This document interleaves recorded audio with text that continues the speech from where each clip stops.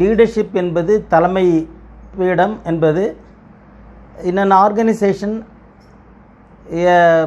the head of the institution or the chairman or managing director is not only the chairman but he is also a leader.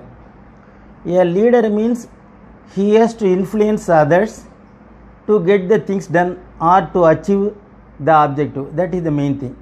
Whatever may be the shortfall, pitfalls and drawbacks in a management, he has to lead the management in a right manner, in an achievable manner, and he has to get the things done. The objective to be done by any means. That is the main thing in a management.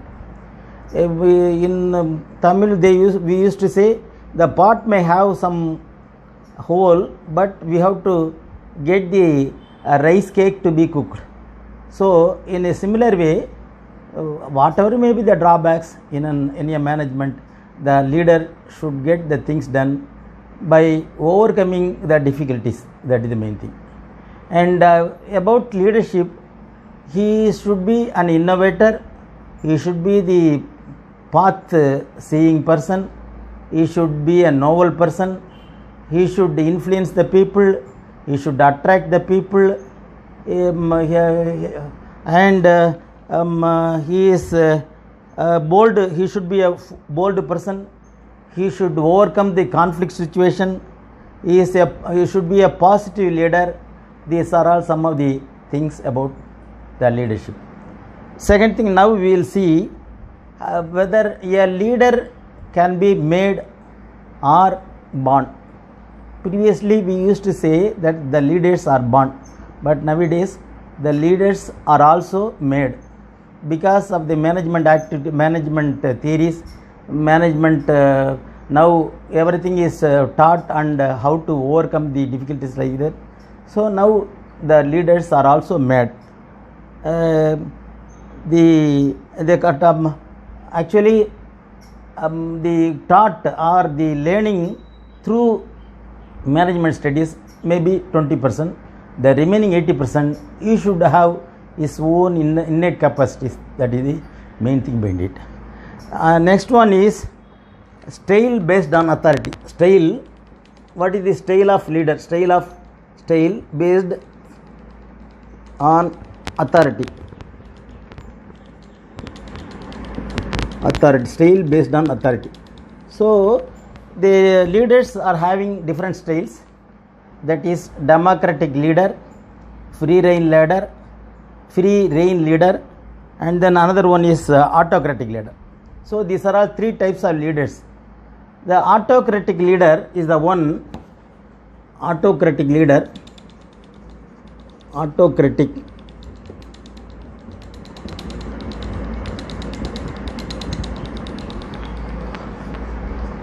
So he dictates the stream to the followers.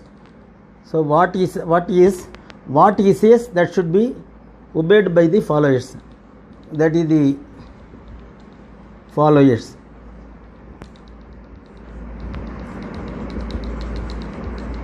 This is the autocratic leader.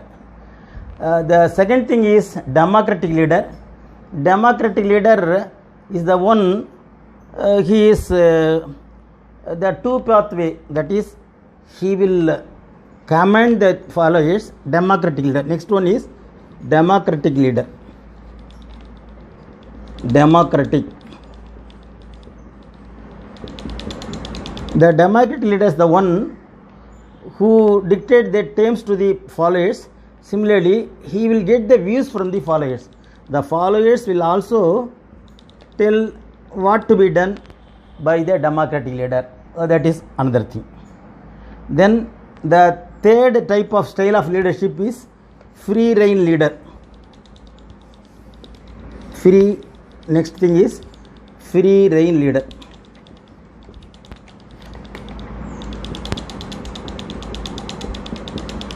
The free rein leader is the one who is giving full freedom to the followers. So what are the terms dictated by the followers, the leader is acting according to the followers, that is called free rein leaders. Free rein leader, follower. What all the followers say, he obey. So this is another type. Now we will see the some of the models in leadership style. First one is managerial grid. First is the managerial grid developed by Robert Blake and Moulton. That we'll see. Managerial grid. Managerial grid developed by Robert Blake and Moulton.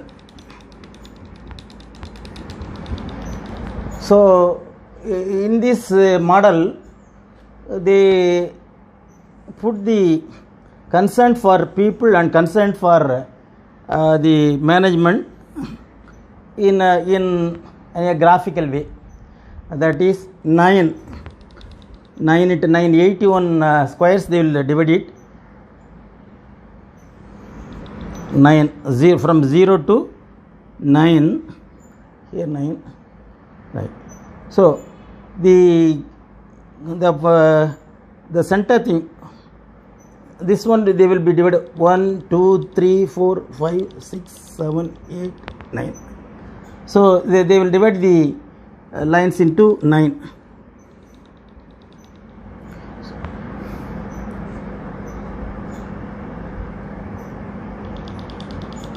This is 5. So this is 5 into 5. 5. Here this is 1 9. Here it is 9 1. So the last line, here in the, this is y axis. This is y axis, this is x axis, this is 0. So here it is 1 9, this is 9 1. The ninth square in the first. Here concern for people. This 0y is called concern for people, concern for employees or people, concern for people. Here concern for management.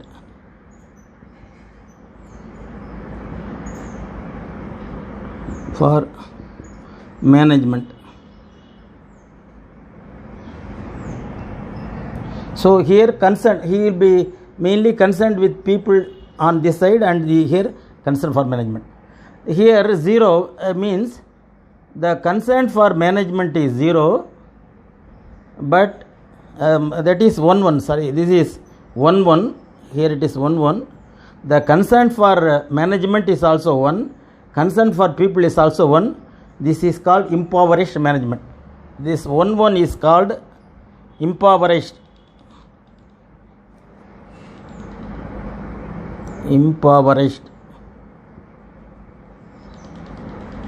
That means, so this type of manager, he is not interested in organization or management. At the same time, he is not also concerned about the employees or people. So that's why it is called impoverished. The management is poor management. That is impoverished management.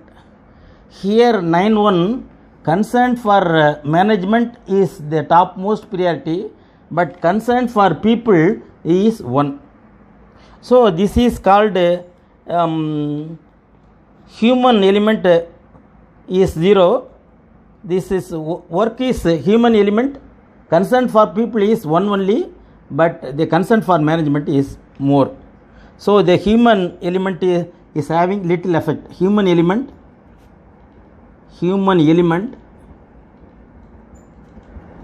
is having little effect, whereas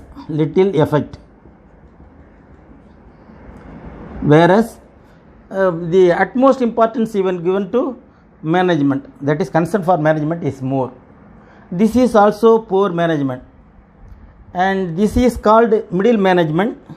That is, both the things are equal importance given, 50-50.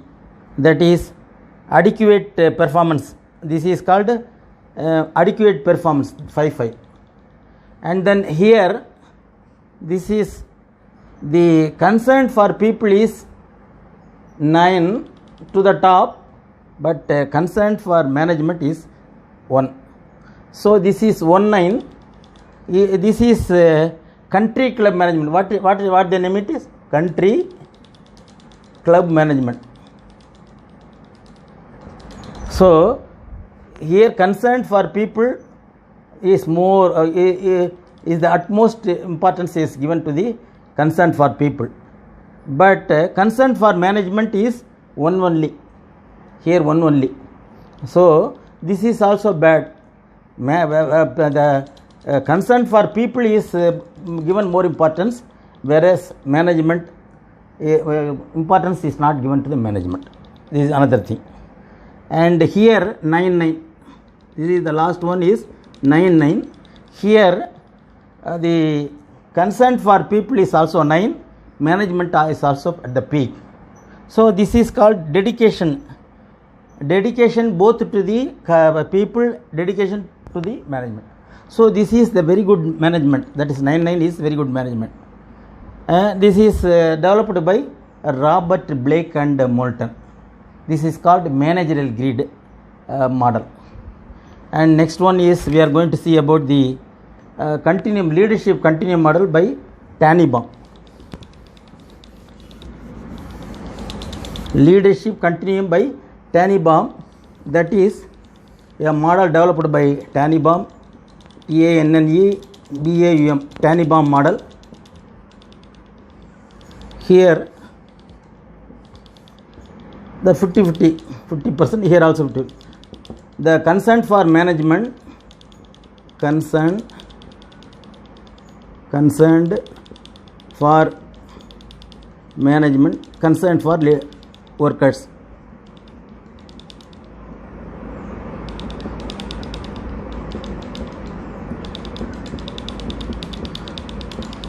So both the things are equal importance given to both in Tannenbaum continuum model. So this is also it is both management centered as well as employee centered. This is also a very good model developed by Tannenbaum. And next thing, we will see the Fielders contingency model. Fielders, F-I-E-L-D-E-R-S, Fielders contingency model, C-O-N-T-I-N, contingency model. So in this model, what the Fielder says, the leaders interaction with always, the leaders should interact with leadership should interact with the group members, interact with group members.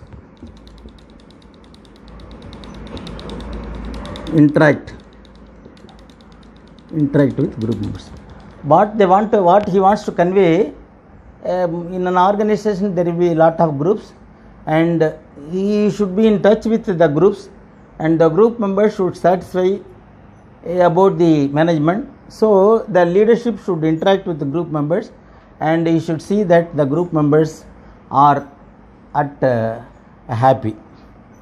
Then second one is being the contingency. Contingency means the emergency or the situation thing. What he says, the task should be clearly defined. The leadership should say to the subordinates about the task. The task should be clearly defined. Task should be what should be done in the management, that should be clearly defined. That is work allotment.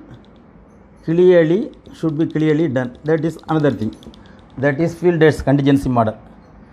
Then now we will see the next one is the traits of leader. What are the qualities, inherent qualities of a leader, how a leader should be. That is the next thing. Traits of leader. Traits means qualities of a leader. How the qualities of a leader, qualities of a leader.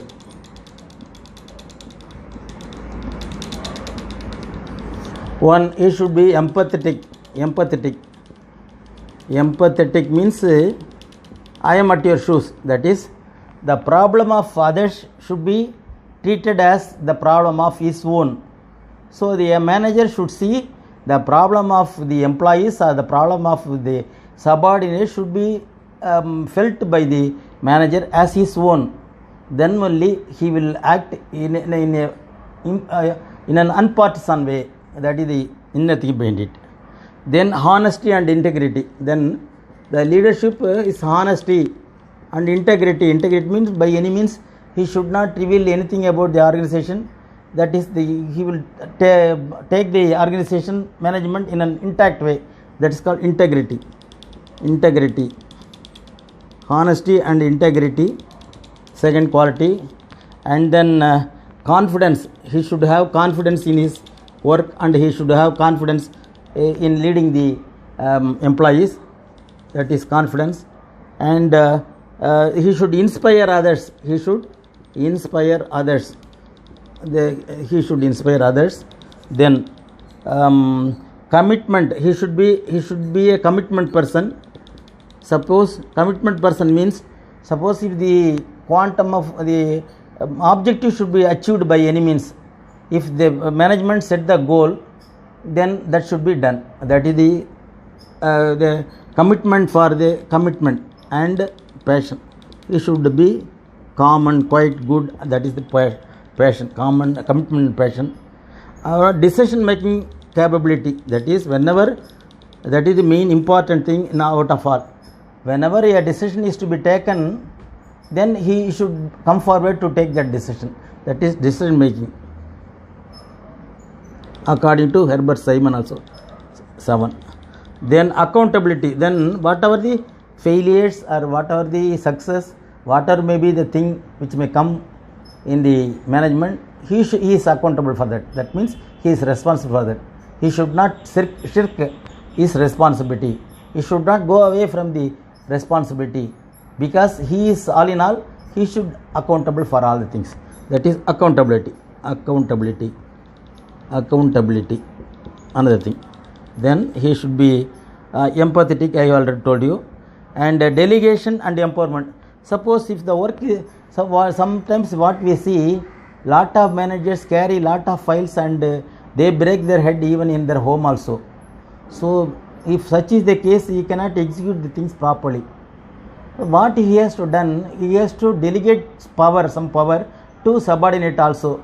Then he will execute it in a proper manner. The thing is, he has to supervise it. That is the main thing. So delegation should be there. Delegation of authority. Delegation should be there. Then he should be a knowledgeable man. The next thing is knowledge. He should have most of the how the working the management, how the management is working, what are the pitfalls, what are the shortfalls, where the people are, all the knowledge he should have. Knowledge. And then confidence. He should have confidence in his work. Confidence I've already told. And passion already told. Vision, and more, the last one is vision. He should have a vision. Vision means how a feature will be and what is the achievement should be. That is called vision. This is another thing. That is qualities of leader. Then next thing we are going to see about the path goal approach. What is path goal approach? PATH, path bar goal approach. Goal approach. In another way, we used to call it as means and ends. What is the means and ends? What is mean and ends? Means how a thing can be led, or what are the things behind it. That is called means. Ends means what is the objective, what is the end product will come, that is ends. So a leader should see what is the path, what it contains, what all the drawbacks will be there while doing an activity by the management. What all the drawbacks will be there, what hardship will there, that should be felt by the leader. That is called path. And goal approach, finally all organizations should attain some goal. That goal also should be kept in mind. That is called path goal approach. Another thing. Then situational approach leadership. Situational. Next thing is situational approach. Situational approach leadership. So a leader should see what is the situation, that is persuasion. Each and everything should be persuaded. All of a sudden everything will not happen. Usually all the things will happen because of delegation of power, and the work is allotted to different persons. It will go automatically. Even then he should persuade the things. That is persuasive approach. Then situation while designing. What are the situations in the in designing also? What are the things it will be encountering? That also should be felt by the leader. This is called situational leadership. Then and I think we have covered almost all the things. With this, that is the leadership. To conclude, we will sum up all the things. A leader, a manager, or the head of the institution is not only a manager, but he is also a leader. A leader should see that the things getting done, or the objective should be attained by any means. What are all the drawbacks encountered? That is another thing. So the approaches are, various approaches are there, and out of all approaches, the democratic may be good style of leadership may be democratic type of leadership, because he receives the suggestions from the bottom, and accordingly he may act. These are all the things coming under the leadership theory, and how a leadership so a leader, why we are adorning the leaders in political? Because he is having certain innate capability to lead the people. In such a way, the management should also have a very good leader and also a very good manager. That is the inner thing behind it. With this, we conclude this leadership.